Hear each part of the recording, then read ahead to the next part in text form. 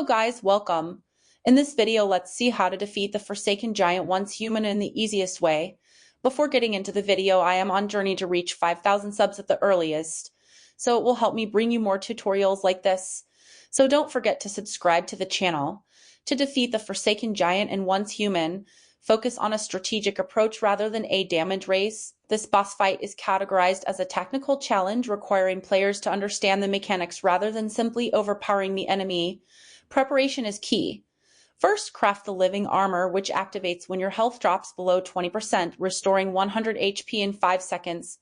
You can obtain the necessary materials from the Harbor Sea, which you should have access to after defeating the Gaia boss at level 20. For healing during the fight, use Festering Gel instead of relying on Combat Deviant or Special ammo. Standard Steel LMG ammo is sufficient and you don't need high-tier ammo or extensive buffs. A calibrated LMG, even at 7 calibrations, will work effectively.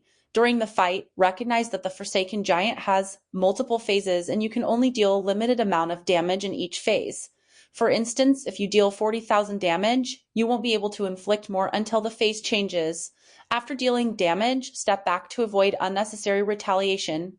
Use long-acting activators for gradual healing, as they provide consistent health recovery over time. This strategy minimizes resource expenditure while maximizing survivability. In the first phase, the Forsaken Giant's attack patterns will remain consistent. Observe and adapt to these patterns to avoid damage while dealing your allotted damage. Focus on timing your attacks and managing your health effectively throughout the fight.